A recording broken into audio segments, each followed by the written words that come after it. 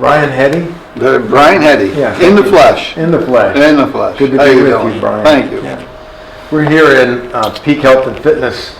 It's where we found a location to do our interview today, so thank you for meeting me here. All right. Brian, surprise, surprise, you're running for city council. It's not a legal election if I'm not in it. It's only been one election in the last 20 years that I haven't been in. Well, tell me about your interest in this particular race, running for city council in this year. I'd be interested to hear from you about what you see as the most important issues facing the city and how you would address them as a member of the council. The electric issue is, despite rumors to the contrary, is not dead. And it's not going to be dead as long as we're in litigation, and there are ways of settling the electric issue. The lagoon has finally got the public's attention, and it's about time. And we certainly need to do something with the pollution that continues to enter the lagoon. And the hot button issue for the public is the fast train. Well, let's take each of those, maybe in reverse order. You're serving on the High-Speed Rail Commission. I do. I serve on the High-Speed Rail Commission. Well, what can the city do, the city of Vero Beach government do to address the high-speed rail issue? Is it a matter of trying to participate in turning it back? Is it a matter of doing what can be done to mitigate the impact? How do you see that? Well, as far as turning it back, there is a very well-positioned hedge fund that is the parent company, and they're very well connected in both the federal and state government. This town is not going to turn anything back. This town is not going to stop the train. The effort to so-called mitigate the perceived or real damage will only serve to increase the tax burden, and I'm not in favor of doing things that will increase the tax burden. The cries from the public about some of the terrible things that it's going to do are sometimes so exaggerated that I think that they lose credibility. In fact, we heard some more at a recent meeting. And I'll give you a couple of examples, and I don't doubt the well-intentioned citizens that come before the committee. But one told us that we need to stop this train because there is a one-eyed scrub jay that lives in Sebastian and built its nest on one side of the tracks and its feeding grounds are on the other side of the tracks. And if we don't stop this fast train, it's going to take out this one-eyed scrub jay. And again, I don't doubt the well-intentioned lady that came up, but I think that if a one-eyed scrub jay built its nest on a different side of the railroad tracks than its feeding grounds, we probably have a different problem, and maybe not just a vision problem that we have with this scrub jay. Let me ask you, beyond the exaggerated concerns about the train coming through, closing down the crossings for 16 hours a day, causing a decline in the scrub jay population, beyond those concerns, what are some legitimate concerns about how that train would impact the community? And if there are any such impacts, is there anything that the city government can or should be involved in to try to limit the impact? You know, one of the things that city government seems to be gearing up for is to create quiet zones. Creating quiet zones will create an increased tax burden for the community. This train is not as loud, or the vibrations aren't as much as the freight trains. It's a passenger train, it's much lighter, it's going to go through the town fast. How much real impact would that have? Probably not a lot. But I think that to have governing officials come in and say, well, let's mitigate this by creating more of an expense for all aboard Florida that we ultimately pay for, is the wrong approach. I think that what we ought to do, if all aboard Florida is going to come through, there's precious little we're going to do to stop it. I think what we ought to do is take the attitude, okay, you're coming through, we know that, because you've got power at state level, power in the governor's office, and power at federal level. If you're going to come through, fine. Come through at your own expense, not a taxpayer expense. Do it safely, which I'm sure that they're going to do. I mean, the last thing they want is a crash or derailment. And do it at your own expense, safely, and within the current law. What do you mean by at your own expense? I mean, let them pay all expenses for any of the crossing changes, all expenses for any additional cost to the crossing arms, because this train requires, by federal law, requires different guards, different closing apparatus. Let them pay for it. Why shouldn't you pay for it? I pay for it. What leverage does the city have, do you think, to move in that direction of requiring them to cover those costs? Well, if we don't require them to do something special for us, then it is their cost. What we've been doing so far, and I've been pretty well objecting to it, what we've been doing is trying to so-called mitigate the damage by increasing the requirements of All Aboard Florida on our grade level crossings. If we do that, All Aboard Florida is more than happy to make those changes, because they send us a bill every month for the rest of our lives. For the maintenance. Let's talk about the lagoon. That's one of the most important issues on the minds of voters, it seems. What can the city of Vero Beach government do on its own or in collaboration with other governments to address the lagoon issue? Stop dumping into it.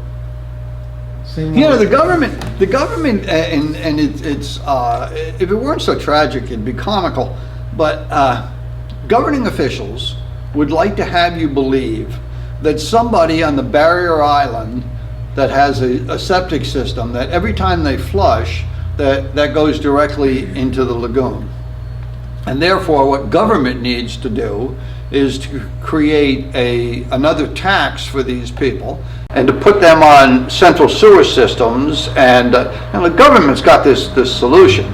But if you look into the history and look into some of the statistics, the last time that there was a big push on the septic system issue was back in 2006, 7, maybe a little before that. And I did a little study at the time to find out where the hot spots were in terms of pollution, and they were at the government-owned marina, because the boats out there were flushing into the marina. Right. Now, And Jay Kramer and I were on city council at the time, and what we did was we got a piece of equipment that the marina sends out to the boats, and we were pumping it out and then properly disposing of it. The other thing that government does is they try to blame it on a homeowner so they can increase the tax, and at the same time they're dumping stormwater. How many black filthy gallons? I'm sure you saw, and in fact your publication had photos, as I recall, of the terrible pollution where the government was dumping from Lake Okeechobee into the lagoon. And government does that up and down in terms of stormwater, and now we have the residual from the sewer systems going down into deep well injections rather than out into the lagoon. So we've cut some of what government pumps into the lagoon, but The government's city is doing that. The county has a different system, though, right? county does. You're right. They've moved towards a different direction to try to stop that. But I think that's one of the ways that government can. Well, how would government stop that? Are you talking about reversing the flow, farming the water west of town? Yeah. Instead of selling the old Osceola property, for an example, which is not far from here, instead of selling that, which was government-owned property, instead of selling that to developers so that they can put something there, why don't we take that property that we have, that belongs to us, the public? Why don't we take that and make it a very large retention pond? Well, that's an example of where city government and the school board, may not have been communicating with each other as well as they could have. That was a school board decision. Because So- each government entity is looking for, I love the word they use, monetize things. Right. And they want to monetize, they want to make money on this property. The same way to the city, and some of it, Mark, it's offensive.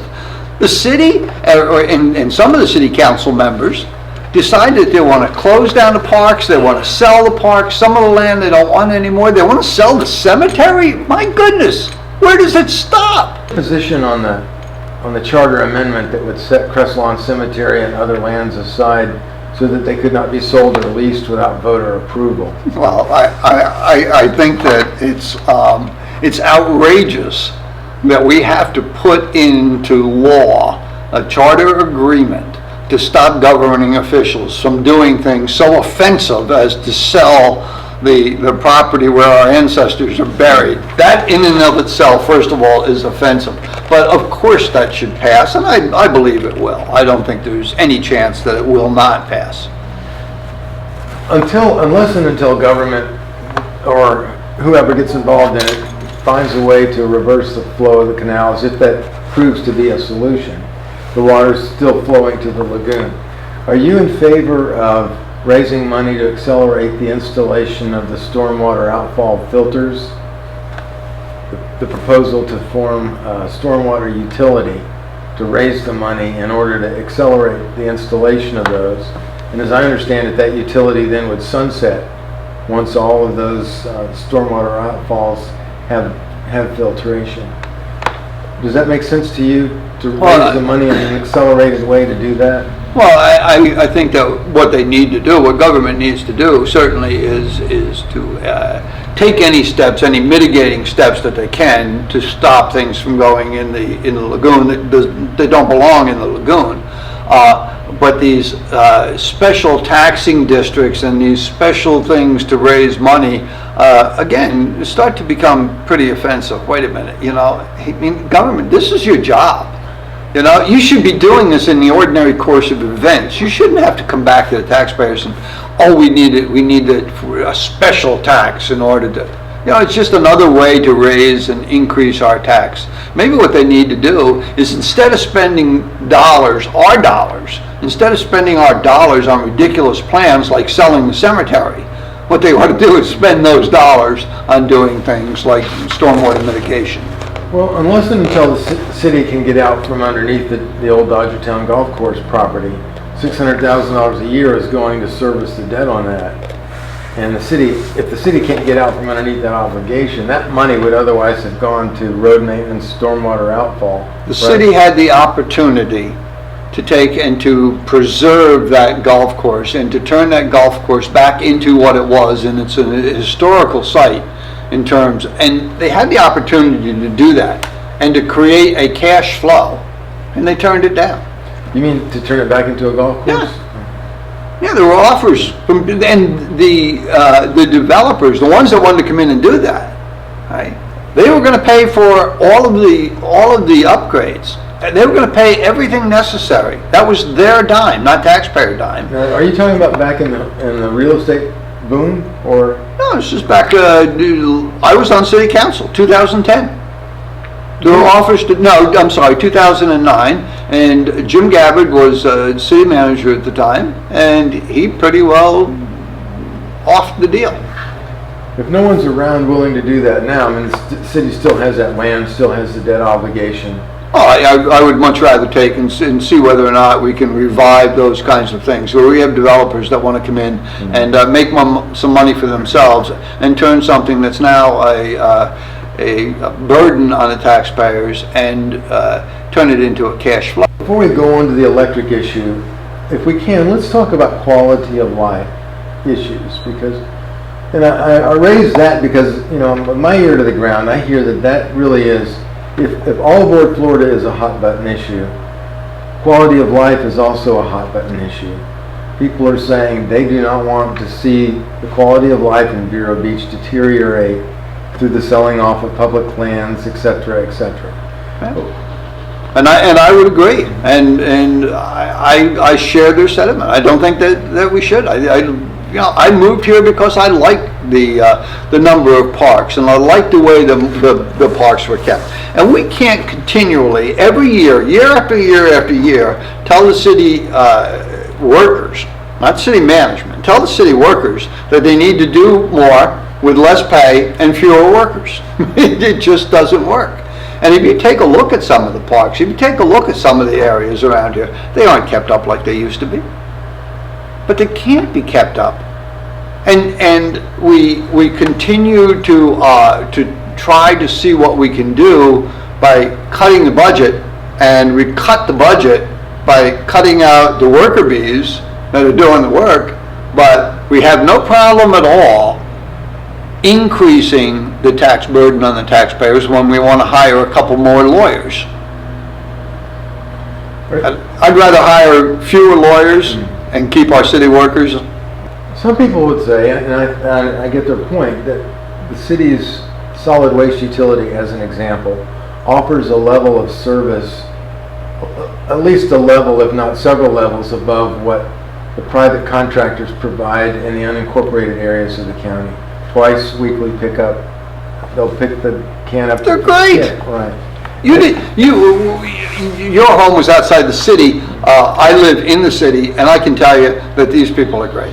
These people are great. The service is incredible, and most of the ones that complain about the service are people outside the city. It's not the city workers. It's not the city residents, the city taxpayers that are complaining about the service. It's those outside the city that want to privatize it. And why do they want to do that? Because they want to make themselves and their companies more money. And the rate the city's currently charging its customers is less than the rate the private contractors are charging county customers. Right. So and the county has come to the city with a proposal. Oh yeah. Let's do this. I guess you're not in favor of that. I would think not. How about maintaining the city's ownership and management of the water and sewer utility? Why do we want to, if it ain't broke, don't fix it. It's not broke. What about the proposal to spend $20 million or so to relocate the water treatment plant from its current location along the river to a location near the airport? Are you in favor of that? And if so, what would be the advantages, both the economic advantages and or the environmental advantages? What's the justification for making that move? I think that what we should look at is incrementally changing the direction of some of these systems and moving it out to the airport. We could do that incrementally, and in the final analysis, empty that waterfront property off. But I don't think that that's a $20 million one-time expenditure. I think what that is an incremental expenditure rather than spend $5 million on an improvement that's necessary or some maintenance that's necessary. Let's spend those millions of dollars on turning some of the water around. We could take basically everything down there on the waterfront property and turn it around and pump it out to the airport and handle it by just a small pump house on the existing property over there and get rid of most of the mess over there. But the other thing is that system is not a danger that some people believe it to be. You mean a danger to the lagoon? It's not a danger to the lagoon. First of all, it survived 2004, two back-to-back hurricanes, so that's a pretty good test. And it's been hardened since then. So it's not the danger in terms of pollution that some people perceive it to be. And with the deep injection well at the airport, all of the residual there is pumped down a deep injection well and is not released into the lagoon. Correct. If that land were... But I'm not a big fan of deep well injections either. It has its question. If that land were made available, unencumbered if you will, the water treatment plant property, what would be your vision for that public land along the waterfront? Stay public land. And be used in what way? I mean, you go down to Fort Pierce, for an example, and look at the farmers market they have and the different events that they have right on the waterfront. Fantastic. It's a beautiful spot. Beautiful. Mm-hmm. And that's down in Fort Pierce. I think that Vero probably is capable of having at least as nice a waterfront property, public waterfront property, not a private waterfront property, by some well-connected developer. Well, let's go on to the electric sale, the proposed electric sale. I've written that the deal is dead but not yet buried. You see it differently. Well, I do. We have found ourselves in a situation where the town of Indian River Shores is suing us. I think that in and of itself is ridiculous. We've got the county suing us, same thing in and of itself. We've got, as a city taxpayer, I'm a county taxpayer, and I'm paying the county to hire another lawyer to sue the city. So now as a city taxpayer, I've got to hire another lawyer to fight the lawyer that I've already hired. Al, stop. You mean these governing officials, these elected officials can't sit down at a table and resolve some of these issues? Are you kidding me? Apparently not. Then we need to get rid of the ones that either can't resolve it, or the ones that don't want to resolve it, that want to hire their lawyer friends and funnel money from the taxpayers out to their legal eagle friends. How do you see this sale coming together? Getting to the point where all parties can sign on? Let's take Indian River Shores for starters. We know, because we have an offer from FP&L to buy the entire electric system. And we've got Indian River Shores suing the city of Vero Beach because they don't want to be part of the electric. Because they wanted to be part of it when nobody else would service them. Now they don't want to be part of it. Okay, Indian River Shores, you don't want to be part of it? Fine. Have your utility. We're not barred by any contracts from selling or settling litigation. And let the municipality, Indian River Shores, have their territory at the same price that FP&L was willing to pay for that portion of it. Let them have it. That ends the litigation. That would send about $20 million into the city, which would end the so-called underfunded pension problem. And it would not trigger any of the problems that the city faces in selling the entire system, because we still will utilize all of our entitlements. And Indian River Shores lawsuit goes away. We save lots of legal fees. Well, Brian, as you know, the Shorestown Council is asking that the city simply remove its utility infrastructure from the right. That's silly. How do you get beyond silly to a reasonable settlement? Just do what I said. You want your utility? Okay, fine. You can have it. We know what FP&L's offered. Indian River Shores can give us that amount of money, and at the same closing table, FP&L can give the money to the Indian River Shores that gives it to us. Indian River Shores wouldn't cost them a dime. The lawsuit goes away, and they own their own utility, and they can do whatever they want with it, including sell it to FPL. The county's Public Service Commission do the same thing. That leaves the city as a utility within its own corporate limits. And at that point, you're talking about more than 60% of the city's customers. Yes, so. Right. So that's, according to Chef Wright.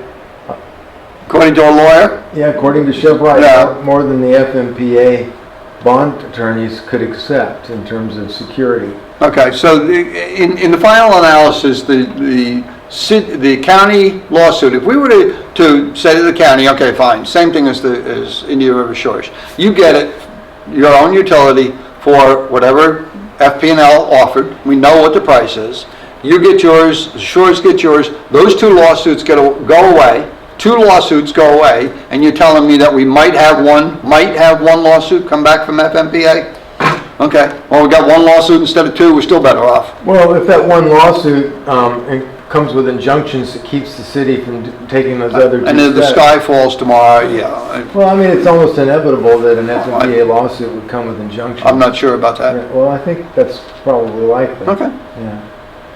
How many people would have said it was likely that Indian River Shores and the county would be suing us? How many would have said that was likely 10 months ago or a year ago?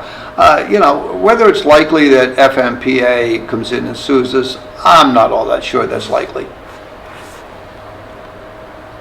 Well, I guess we'll just have to wait and see.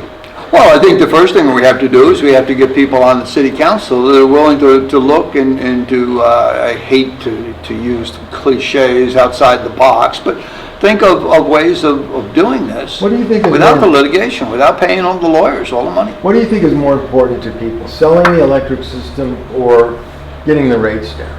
I think they could care less who owns it. I think they care about the rates. So what's your view? And when I was on city council in 2009, we went down, I think we were the 5th lowest in the state. And since I have been off council, the rates have continued to climb. Right now, the rate is pretty close to the statewide average for municipal. Just barely over the statewide average, and it's not the 38% higher that somebody told me today. Oh yeah, you need to go back and look. It's not 38%. It depends on which way you work the math.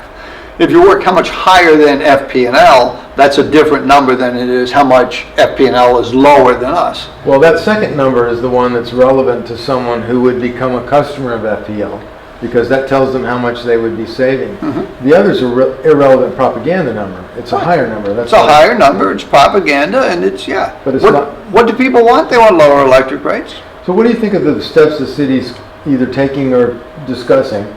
Mothballing the power plant, renegotiating with the OUC, and several sources have told me the OUC has indicated a serious willingness to renegotiate the wholesale power agreement. So those two ways, and then optimizing the system, does all of that seem promising to you, or is it just talk, or somewhere in between? Whether it's talk or not, I'm not sure, but it's not real talk right now. But the lawyers and the lawsuits, those are real, and we need to do something to get rid of those. And there is a way of getting rid of those without costing Indian River Shores anything, without costing the county anything, and without costing the city taxpayers a lot of attorney fees. I'm not real sure why they should be suing us. If their contracts, as they explain it, the bonding and all is supported by these contracts, the ability to raise money, by the assurance that the customer base will be there, so in order to service the debt. So the contracts prohibit the member cities from selling a substantial portion of their customer base. Well, let's just stop right there for a second, okay? There's a word that you use, substantial. Is Indian River Shores 10% of your customer base? Is that substantial? Is 60%? I think 60% is substantial, but it doesn't say that without those 60%, you're going to default in any way or not meet your obligations. I think that realistically, we should look at that, and we haven't realistically looked at it, because, and if you remember back when I was on council, this goes back to 2009, the question was posed, do we ask FP&L to come in and make us an offer? And I think the answer was, yeah, we do. And I think what we really should do is we should ask anybody, any interested party. And there's lots of noise out there that, oh, well, we did ask everybody. Nonsense. We asked FP&L and we gave them exclusivity. And if you want to go back and check the vote, you'll find that I voted against that. Mm-hmm. And I took a lot of heat from the pro-sale people.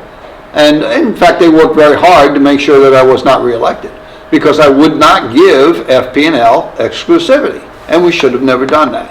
But you can't fix should have. So what do we do now? And I think what we do now is we say okay to Indian River Shores, we say okay to the county, we know what their portion of the utility is worth, give it to them at the price FP&L has offered, and FP&L can then own those two sections of our utility.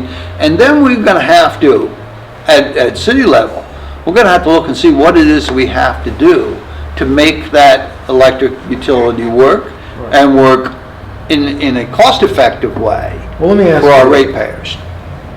The county plus Indian River Shores adds up to a little more than 60%. Okay. Have you had a chance to read the Moody's credit ratings on Stanton 1 and Stanton 2, the latest Moody's rating?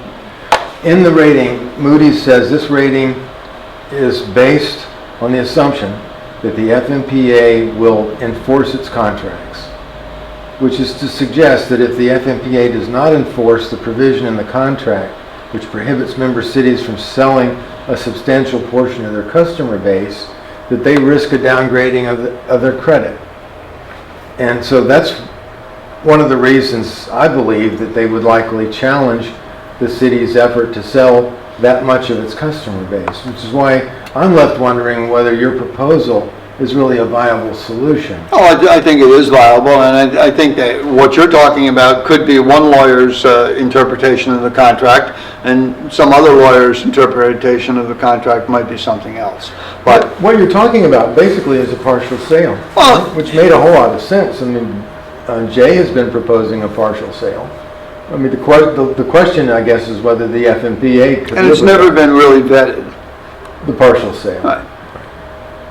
Well, Jay and I, we didn't vet it, but Jay and I sat in this very room and he laid out his thoughts about it. And he continues to believe it's a possibility. Okay, so if that's a possibility, that ends the lawsuits. And the city still owns the utility, they're still in business. Are you among those that think the contract is stalled, the negotiations are stalled because this current city council isn't pushing this forward? Well, they've abdicated they've given all of their authority basically to the attorneys. And at a recent city council meeting, there was, so, well, hold on a minute, before we continue with this lawsuit, before we hire the lawyers, before we send out the attack dogs, let's at least discuss what we're going to attack, which direction we're going to go. And the city staff told the elected officials that, well, you know, we need to let the lawyers do their work. Well, the lawyers can't do the work unless the client, and that would be the city council, that'd be us, tell them what the desired result is. We're going to be having a candidates roundtable tomorrow evening, and there will be a time for closing comments. So I'd be interested to hear those from you now if you were wrapping up your message to voters. My message to the taxpayers is the same message that I've always had, that we need to run government in a cost-effective way. We need to have government perform essential services and not do other things. I don't think government should be out trying to privatize every aspect of government. They want to privatize the schools, the prisons, the police forces, this effort to privatize everything is just wrong. I think the government has a useful function and a necessary function in providing essential services. And some of these services are not to be privatized.